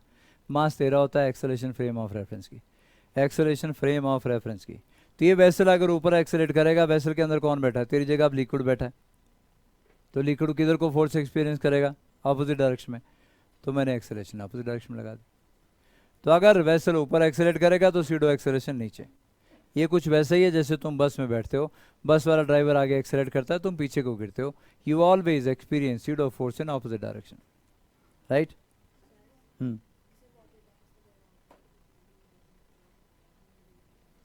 बिल्कुल बिल्कुल, उसमें भी करवाता हूं मैं, कोई नहीं। Vessel moving down with uniform acceleration, अब नीचे जा रहा है भाई, हाइट एच है। अब स्यूडो एक्सेलरेशन ऊपर लगाऊंगा तो नेट एक्सेलरेशन आपके पास आ जाएगी डाउनवर्ड डायरेक्शन में जी माइनस ए, अगर ए छोटा है तो क्या आ जाएगी जी माइनस ए। और अगर कहीं जी ए जी के बराबर हो जाए तो प्रेशर जीरो, कोई नहीं, फिर जी माइनस जी जीरो, फिर P B minus P A zero हो जाएगा। और अब आपसे कोई बोलता है कि जी ये पॉइंट ए है और पी ए किसके बराबर, पी नॉट एटमॉस्फेयर प्रेशर के बराबर, और ये पॉइंट बी है, और आपसे कोई बोले कि P B minus P A find out करना है, तो रो जी की जगह G minus A into H बेटा। और अगर एक्सेलरेशन जी के बराबर होगी कहीं फ्री फॉल में आ गया तो P B minus P naught zero. Liquid का प्रेशर कोई सी काम का नहीं अगर फ्री फॉल में आ जाए बॉडी। तो अगर ये टैंक फ्री फॉल से नीचे की तरफ गिरने लगे तो फिर लिक्विड का प्रेशर काम नहीं करेगा भाई। P B minus P naught, ऊपर भी एटमॉस्फेयर प्रेशर, नीचे भी एटमॉस्फेयर प्रेशर, है ना बेटा। तो हमने ऊपर एक्सेलरेट करवा दिया, हमने नीचे भी एक्सेलरेट करवा दिया। अरे हॉरिजॉन्टल डायरेक्शन में भी तो वेसल एक्सेलरेट कर सकता है ना। अगर हॉरिजॉन्टल डायरेक्शन में वेसल एक्सेलरेट करेगा तो, और ये आपके कॉम्पिटिटिव एग्जामिनेशन के लिए है, स्कूल में नहीं कोई पूछेगा कि वेसल एक्सेलरेट करेगा तो क्या होगा, है ना, है बेटा। हाँ देखो क्या होगा। चलो बेटा आगे, चलो बच्चों आगे। Vessel moving horizontally with uniform acceleration. अब वेसल आगे को एक्सेलरेट कर रहा है भाई, और इसमें 3 पॉइंट हमने ले लिए, ए बी और सी। यहां पे ये वाला डिस्टेंस हमने x मान लिया और ये वाला डिस्टेंस हमने क्या मान लिया, चलो y मान लिया। मतलब ये आ गया a, ये आ गया b और ये आ गया c। ये डिस्टेंस क्या मान लिया बेटा x, और ये डिस्टेंस क्या मान लिया y। अगर वेसल आगे एक्सेलरेट करेगा तो स्यूडो एक्सेलरेशन बैकवर्ड, तो एक एक्सेलरेशन तो भाई बैकवर्ड लगा दी मैंने, लिक्विड की एक्सेलरेशन बैकवर्ड ही है। दूसरी एक्सेलरेशन नीचे भी तो है, दो दो एक्सेलरेशन आ गई। स्यूडो एक्सेलरेशन बैकवर्ड डायरेक्शन में और जी एक्सेलरेशन डाउनवर्ड डायरेक्शन में। क्या मुझे पीबी माइनस पी ए लिखवा सकते हो, क्या आएगा? मैंने क्या लिखवाया था? Pressure at the same liquid at the same level is same but liquid must be at rest. यहां नहीं आएगा सेम, क्योंकि लिक्विड एक्सेलरेट कर रहा है। और मैंने क्या बोला? जिस डायरेक्शन में एक्सेलरेशन होती है उस डायरेक्शन में प्रेशर बढ़ता चला जाता है। पहले डाउनवर्ड डायरेक्शन में जी थी, PB minus P A rho G H. अब बैकवर्ड डायरेक्शन में जी ए है, तो बैकवर्ड डायरेक्शन में प्रेशर बढ़ता जाएगा, पीबी बड़ा होगा, पीए छोटा होगा। पीबी माइनस पी ए, बोलो क्या लिखूं? पीबी माइनस पी ए, बोलो भाई पीबी माइनस पी ए करो रो ए, जी की जगह ए एक्स, रो ए एक्स। माइनस के चाचे बस हो गया तेरा, क्या माइनस करेगा चाचा। कितना प्राउड फील कर रहा है बंदा, बोले अच्छा चाचा।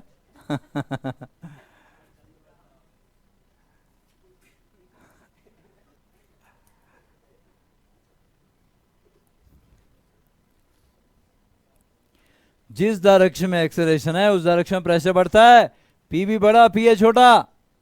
पीबी माइनस बोलना नहीं बेटा, अब बहुत पढ़ेंगे। पीबी माइनस पीए करो रो जी एच की जगह रो ए एक्स। इसी तरीके से पीसी माइनस पीबी लिखवाओ। सी पे बड़ा होगा, डाउनवर्ड डायरेक्शन में एक्सेलरेशन क्या? जी। बोलो पीसी माइनस पीबी करो रो जी वाई। जी में एक बार ये प्रॉब्लम पूछी गई थी, फिर मेडिकल में भी पूछी गई, जगह जगह प्रॉब्लम पूछी गई, न्यूमेरिकल था। और इसमें पूछा गया था find P C minus P A. अब P C minus P A find out करना, तो क्या करूं? दोनों को ऐड कर दूं, पी भी कैंसिल हो जाएगा। Equation number 1 plus equation number 2, आपके पास आएगा P C minus P B equal rho X plus rho G Y. Pressure scalar quantity होती है, इसलिए हमने एक्सेलरेशन का कोई रिजल्टेंट नहीं निकाला बेटा। प्रेशर स्केलर होता है, स्केलर का कोई कंपोनेंट नहीं होता, ना ही कोई रिजल्टेंट होता है बेटा।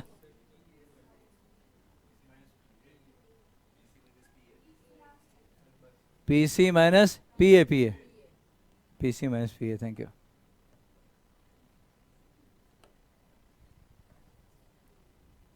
बोले और कुछ नहीं सीखा, ना सीखा, वेलकम तो सीखा ही है।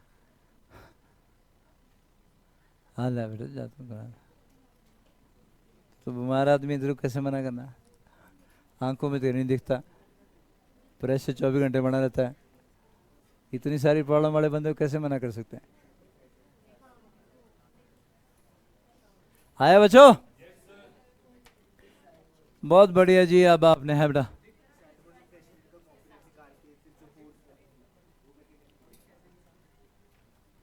अब देखिए अगर आपको साइड वॉल पे इस पे निकालना है, बस यहाँ निकालना पड़ेगा आपको प्रेशर, है ना। फिर यहाँ निकालना है तो यहाँ निकालना है तो ये भी होगा, है ना, और जी की वजह से भी होगा। पर रिजल्टेंट आप ऐसे नहीं निकालोगे, बस सिंपल अलजेब्रिक एडिशन होनी। ओ सुन लो, कहीं आपको कहा जाए कि टोटल प्रेशर निकालो, तो बेटा ये स्केलर क्वांटिटी है, वेक्टर में मत फंस जाना कहीं करने के लिए। Simple algebraic addition. कहीं अगर यहाँ पे अब अगर आपको निकालना है तो इस एक्सेलरेशन और इस एक्सेलरेशन का सिंपल एडिशन करनी है, वो आएगा आपका प्रेशर। और प्रेशर एवरेज प्रेशर निकाल सकते हो फिर ऊपर और नीचे का, फिर एरिया से मल्टीप्लाई कर सकते हो। प्रेशर स्केलर क्वांटिटी है, आपको स्केलर एडिशन करनी है बेटा।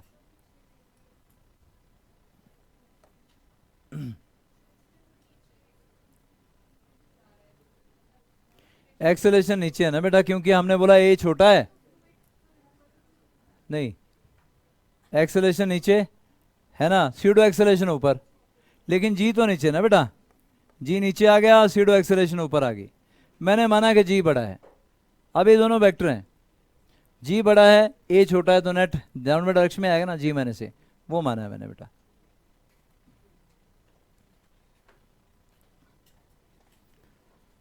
हो गया भाई?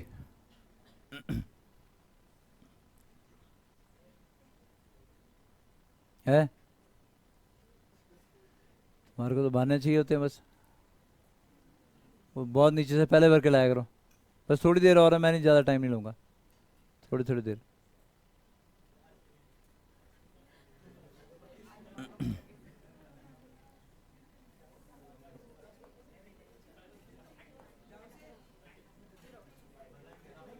बस भाई, बायोन्सी, बायोन्सी का सारा सिलेबस है आपका काट दिया गया है, सिलेबस में नहीं है चीज़ें, लेकिन कॉम्पिटेटिव एग्जामिनेशन में काम आएंगी।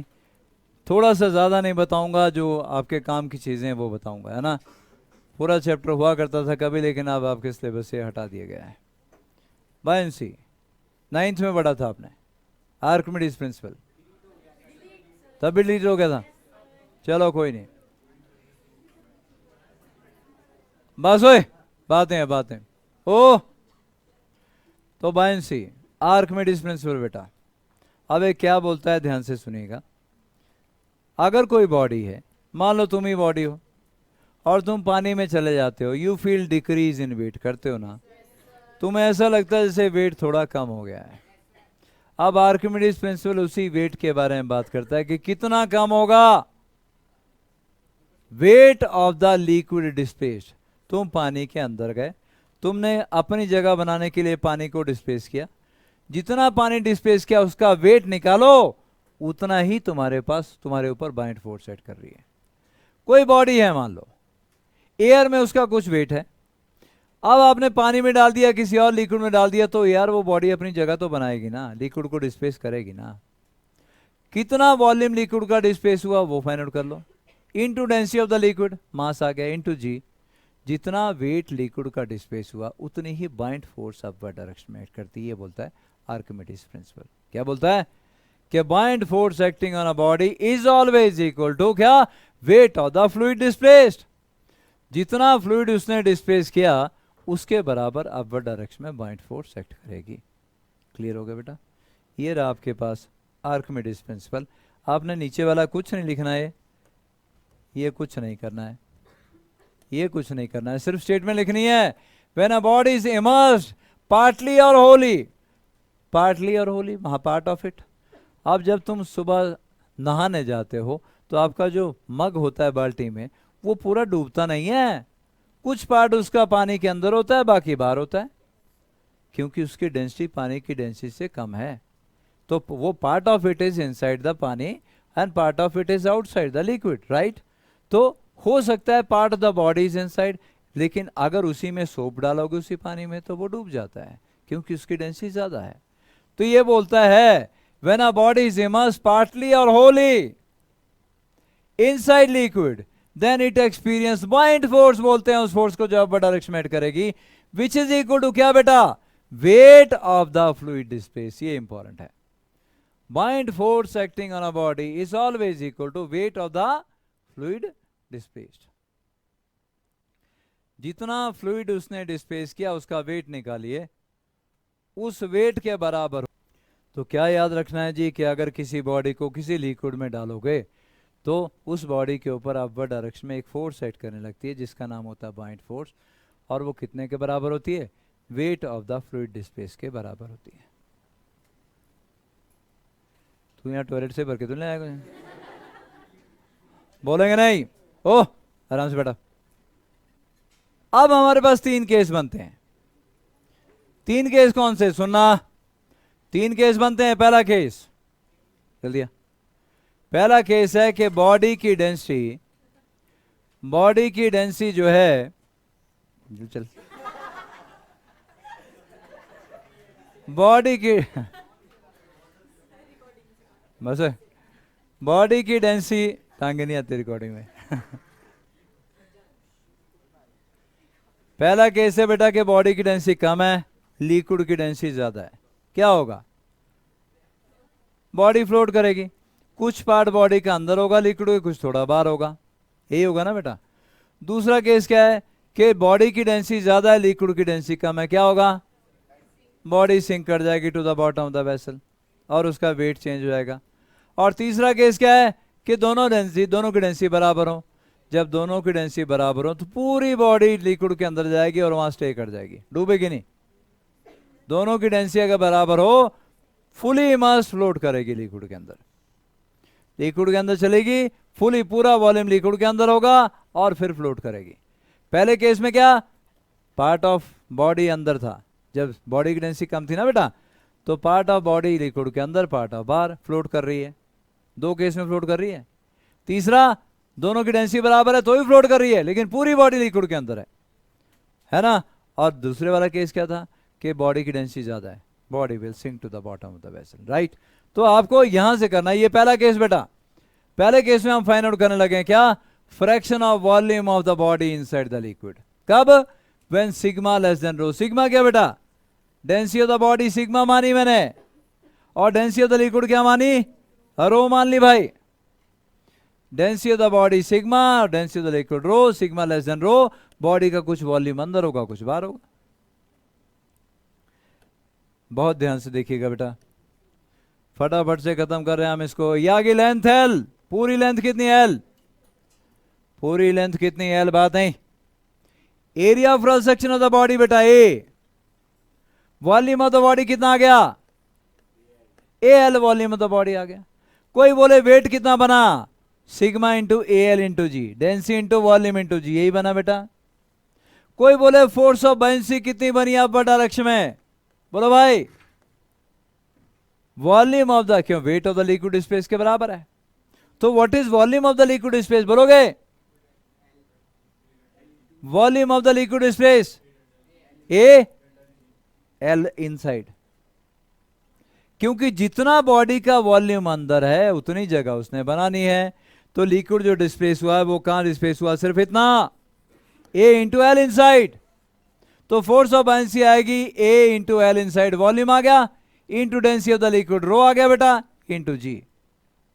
बॉडी खड़ी हुई ना, ऊपर जा रही है नीचे, दोनों बराबर, दोनों को इक्वेट कर देंगे, हमारे पास कुछ निकलेगा। क्या बोला, let sigma is density of the body, rho density of the liquid, weight of the body mg आया, sigma into A L into G, वो जो मैंने वहां निकाले थे दोबारा लिखे हुए। बॉइंट फोर्स क्या आ गई, A into L inside into rho into G, दोनों बराबर हैं, इक्वेट कर दो। इक्वेट करोगे तो एल इनसाइड अपॉन एल आ गया, सिग्मा अपॉन रो। क्या आ गया बेटा, इक्वेट करके एल इनसाइड अपॉन एल कितना आ गया, सिग्मा अपॉन रो। इसको क्या बोलते हैं, एल इनसाइड अपॉन एल को, fraction of length inside the liquid. It is known as fraction of length inside the liquid. L inside upon L कितना, sigma upon rho, density of the body divided by density of the liquid. अगर आप area से इसको multiply करो और area से नीचे, तो ए इंटू एल इन क्या आ गया, बी इन वॉल्यूम इनसाइड, ये क्या होगा, total volume. Fraction of volume का भी सेम फॉर्मूला है, fraction of volume inside the liquid और fraction of length inside the liquid का सेम फॉर्मूला आ गया, कितना, सिग्मा अपॉन रो।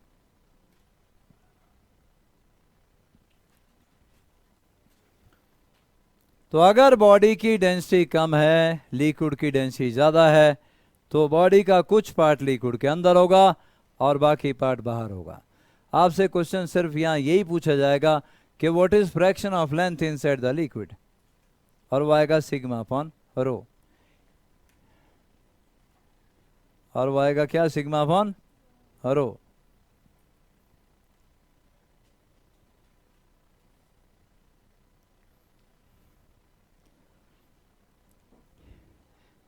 एरिया से मल्टीप्लाई और डिवाइड करूं तो फ्रैक्शन ऑफ वॉल्यूम का भी सेम फॉर्मूला है बेटा।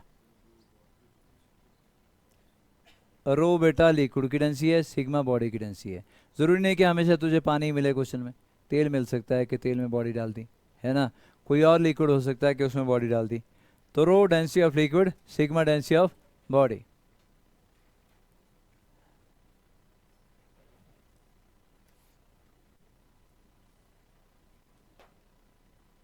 प्रेशर की प्रॉब्लम भी करनी है आज तुमने, है ना, कहाँ से, मॉड्यूल से करनी है बेटा। हो सके तो कुछ बायंसी करने की कोशिश करना, वैसे बायंसी है नहीं तुम्हारे कोर्स में, लेकिन कर लोगे तो 2 साल के बाद जहाँ जाना है तुम्हें वहाँ तो करनी पड़ेगी। नीट में बैठना है या जेई में बैठना है, वहाँ करनी पड़ेगी। हमारे सिलेबस में होता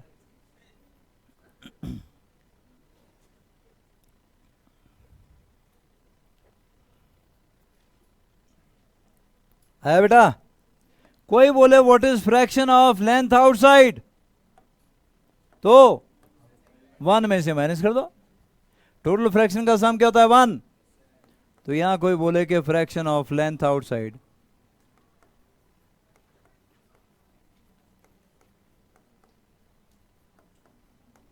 या फ्रैक्शन ऑफ वॉल्यूम आउटसाइड, मतलब एल आउट अपॉन एल, या फिर वी आउट अपॉन वी, और ये क्या आ जाएगा 1 माइनस सिग्मा अपॉन रो के बराबर। टोटल सारे फ्रैक्शन का सम 1 होता है। तो अगर आपसे कोई बोले कि फ्रैक्शन ऑफ लेंथ, ये बेटा ये in equilibrium M G equal to F V, क्योंकि ना तो बॉडी ऊपर जा रही है बेटा ना नीचे आ रही है, तो इक्विलिब्रियम इसी को बोलते हैं, बॉडी रेस्ट में है।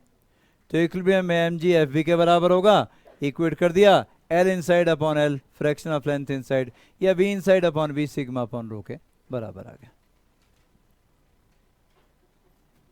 बस एक और केस करना है हमने, और वो क्या है, when sigma greater than rho, body sink करेगी, और सिंक करेगी तो उसका वेट तो बदलेगा ना, लेकिन वेट क्या था एयर में mg, और पानी के अंदर क्या हो जाएगा mg minus force of buoyancy. बस पानी के अंदर वेट क्या हो जाएगा mg minus force of buoyancy. ठीक, हाँ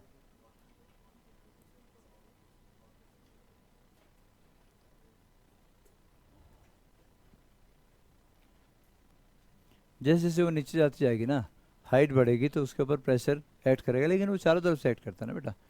अभी क्या है, ऐसा मत सोच कि प्रेशर किसी, देखिए फ्लूइड्स वाले केस में मैं बार बार बोल रहा हूँ आपको, कोई आपने इस खुशफहमी या गलतफहमी में नहीं रहना कि जी प्रेशर जो एक डायरेक्शन में ऐड कर देगा। लिखवाया मैंने आपको, प्रेशर चारों तरफ से ऐड करेगा। तुम्हारे ऊपर भी ऐसे हो रहा है, इधर से है तो इधर से भी है, इधर से है तो इधर से भी है, इधर से है तो इधर से भी है। तो बॉडी कोई अगर लिक्विड के अंदर है तो नीचे की तरफ प्रेशर तो ऊपर भी है, दाएं से है तो बाएं से भी है, हर पॉसिबल डायरेक्शन से प्रेशर हाँ बढ़ता जाएगा। जैसे जैसे डेप्थ बढ़ेगी वैसे वैसे प्रेशर बढ़ेगा। दूसरा केस बेटा, apparent weight of the body inside the liquid। क्या बेटा, apparent weight of the body inside the liquid। ये रही भाई जिसका सिग्मा जो है बड़ा है और रो छोटा है। ठीक है बेटा, बॉडी ने सिंक कर जाना था, डूब जाना था, लेकिन हमने स्प्रिंग बैलेंस लगा दिया बेटा यहाँ पे, और स्प्रिंग बैलेंस क्या करेगा, इसकी रीडिंग बताएगा। किसके बराबर होगी रीडिंग, टी के बराबर होगी, टेंशन के बराबर। ठीक, डूब जाना था इसने क्योंकि सिग्मा बड़ा है रो छोटा है, लेकिन हमने स्प्रिंग बैलेंस लगा दिया। एम जी डाउनवर्ड डायरेक्शन बेटा, एम जी कितना, area of cross section A, length L, volume आ गया L into sigma into G, M G के बराबर आ गया। Volume into density mass into G आ गया। तो एक फोर्स तो है एम जी जो डाउनवर्ड डायरेक्शन में ऐड कर रही है बच्चों। ठीक, दिखाई दे रहा कि नहीं, अब तो साइड पे होने की कोशिश कर रहा हूँ, इधर ना बैठ के, जैसे बिल्कुल कॉर्नर पे ना होके इधर को आ जाकर अभिषेक है, तो इधर बेंच इधर कर लो यार, ऐसे किसका हो इसके इधर को।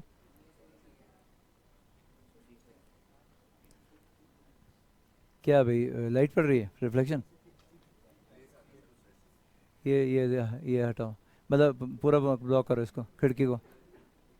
हाँ रिफ्लेक्शन पड़ती है थोड़ी, है वो पर्दा भी बेटा क्लोज करने की कोशिश करो। तो देखो भाई, ये देख भाई, ये आ गई बॉडी और इसका वॉल्यूम क्या आ गया, A into L into sigma into G, M G आ गया बेटा। यहाँ क्या है, टेंशन, हाँ टेंशन आ गई। और कौन सी फोर्स है, अरे फोर्स ऑफ बायंसी भी तो है भाई। Wait of the liquid space, volume of the liquid space कितना होगा, एल, बॉडी का जितना वॉल्यूम उतना वॉल्यूम वो लिक्विड का स्पेस करेगी, L, density of liquid rho into G, force of buoyancy आ गई एल रो जी के बराबर। मैं थोड़ी सी मॉडिफिकेशन अगर करूं बेटा, ध्यान सुनना, एल रो को बाद में लिख रहा हूं, सिग्मा से मल्टीप्लाई कर रहा हूं, सिग्मा से डिवाइड कर रहा हूं, क्या बना, एल सिग्मा जी रो अपॉन सिग्मा। लेकिन एल सिग्मा जी क्या बन गया, एम जी। तो बेटा फोर्स ऑफ बायंसी ऐसे भी लिख सकते हो, कैसे? mg into rho upon sigma, mg into rho upon sigma. आप फोर्स ऑफ बायंसी ऐसे भी लिख सकते हो, mg into rho upon sigma. कैसे बना देख लो, force of buoyancy weight of the liquid space al into rho into G. इतना आ गया, मैंने सिग्मा से मल्टीप्लाई किया, सिग्मा से डिवाइड किया, अब उससे क्या हुआ, al सिग्मा जी क्या बन गया, mg, mg into rho upon sigma.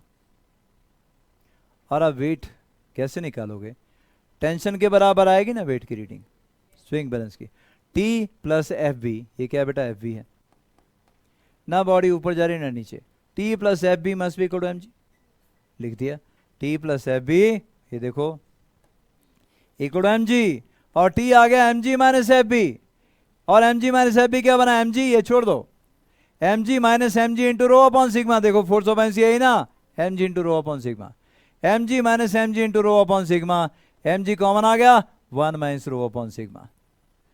ये जो T है इसी को बोलते हैं अपरेंट वेट, क्या, W डैश, एम जी को W into 1 minus rho upon sigma. W dash की जगह इसको एम जी डैश लिख सकता हूं बेटो, और W को एम जी लिख सकता हूं, एम कैंसिल हो गया, G dash G into 1 minus rho upon sigma. Now this is something important, इसको बोलते हैं अपरेंट वैल्यू ऑफ G।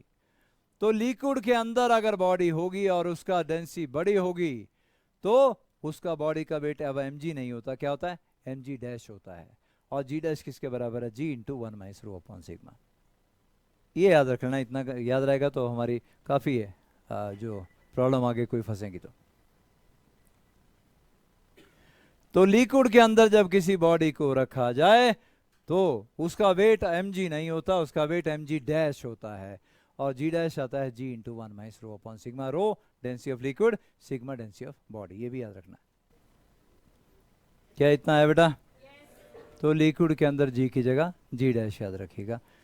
ये काफी, इससे इलास्टिसिटी की जो असाइनमेंट लेके गया था ना, उसमें एक क्वेश्चन था कि जी एक वायर से हमने ब्रिक लटका दी, ठीक, और उसमें एक्सटेंशन हुई 0.2 सेंटीमीटर कुछ ऐसा था, फिर अब उस ब्रिक को लिक्विड में डाल दिया तो पहले उसका वेट था mg, अब हो जाएगा mg dash, mg dash equal to kx dash. कौन सा नंबर है बेटा? Question number 38। तो पहले आना था mg इक्वल टू kx1, बाद में आना था mg dash equal to kx2, दोनों को डिवाइड करो आंसर आ गया, g डैश की वैल्यू भी आएगी। तो उस क्वेश्चन में फंडा लगना है। अभी क्या कहाँ है? अच्छा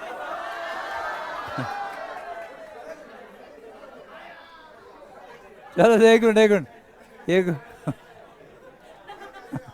आ रहे हैं, हम सभी आ रहे हैं, चिंता मत कर। इतना हो गया, एक क्वेश्चन कर लो फिर हम सभी आ रहे हैं।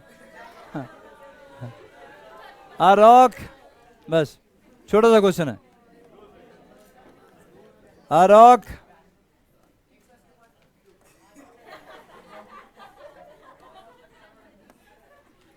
A rock has mass 1.8 kg, मतलब 18 न्यूटन।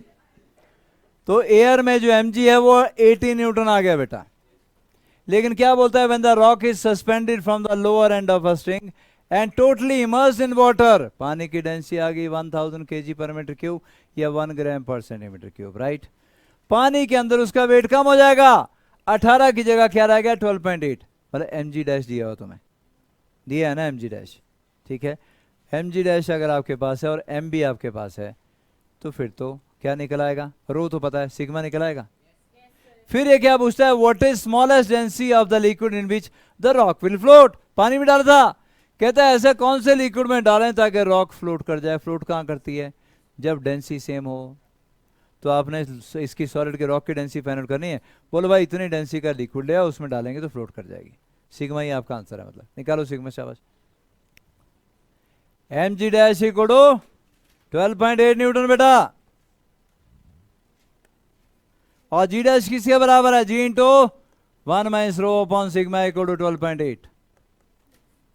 तो g into 1 minus rho upon sigma equal to 12.8 divide by mass कितना था 1.8, और यहां से आप क्या करोगे, g नीचे ले जाओगे तो 18 बन जाएगा, यहां से सिग्मा फाइंड आउट करोगे। जो सिग्मा है वही आपका आंसर है, क्योंकि जो रॉक की डेंसिटी है उसी डेंसिटी के लिक्विड में रॉक को डालोगे तो फ्लोट कर जाएगी। ये आ गया M G dash equal M G dash ना बेटा, G into 1 - rho upon sigma, equate किया और यहां से क्या आ गया सिग्मा 180 डिवाइड बाय 52।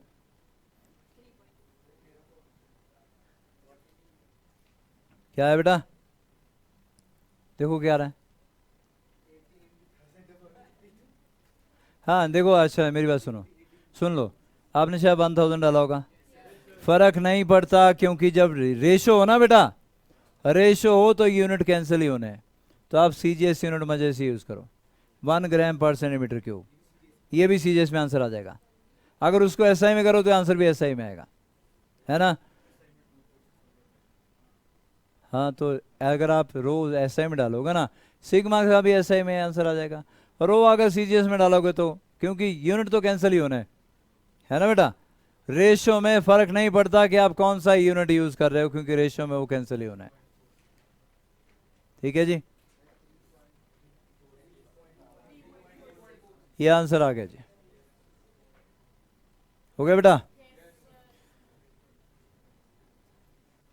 एक छोटा सा क्वेश्चन और देख लो, a tank containing water is placed on a spring balance, ये बेटा,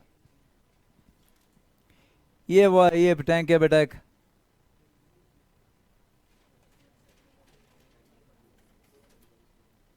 ये, और सुनना बेटा, इसका वेट कुछ आ रहा है हमारे पास स्प्रिंग बैलेंस के ऊपर, ठीक है जी। अब ऊपर से हमने एक बॉडी, देखो ये बॉडी लटका दी, अगर पानी ना होता तो हवा में होती है बॉडी, तो स्प्रिंग बैलेंस के ऊपर कोई फर्क पड़ता क्या, नहीं पड़ता, क्योंकि ये इसके ऊपर है, अगर इसका वेट बढ़ाएंगे तब तो कुछ बात बनती है, हवा में लटकाएंगे तो इसको क्या, स्प्रिंग बैलेंस को कोई तकलीफ थोड़ा है। लेकिन जब पानी से भर दिया ना बेटा, और पानी के अंदर इसको डाला, अब रीडिंग बदलेगी, कितने से बदलेगी ये बताना है। पानी के कांटेक्ट में आई बॉडी, और पानी ने इसके ऊपर लगाई क्या, बॉइंट फोर्स, रिएक्शन फोर्स थी वो, एक्शन इसने भी तो नीचे लगाया होगा ना, बायंसी फोर्स के बराबर एक्शन था, इसकी रीडिंग बायंसी फोर्स के बराबर बढ़ जाएगी, एमजी से नहीं बढ़ेगी। देखो एमजी तो इसका पूरा का पूरा था, ये लिक्विड के कांटेक्ट में है, लिक्विड ने इसके ऊपर लगाई बायंसी फोर्स, एरेक्शन फोर्स थी वो, एक्शन था नीचे, नीचे की तरफ इसके ऊपर बायंसी फोर्स के बराबर से इसकी रीडिंग बढ़ जाएगी। एमजी से मत सोचना कि बढ़ेगी, क्यों नहीं बढ़ेगी एमजी से, पानी नहीं होता तो ये हवा में लटका हुआ है यार, इसका एमजी थोड़ा इसके ऊपर कोई बोझ है, ये तो पानी की वजह से फोर्स आई, और पानी की वजह से क्या आएगी, buoyancy force, reaction force buoyancy ऊपर होती, एक्शन नीचे को आएगी, तो इसकी रीडिंग फोर्स ऑफ बायंसी से बढ़ जाएगी। चलिए आज के लिए हम ये कर रहे हैं, आप लोग न्यूमेरिकल करके आइएगा।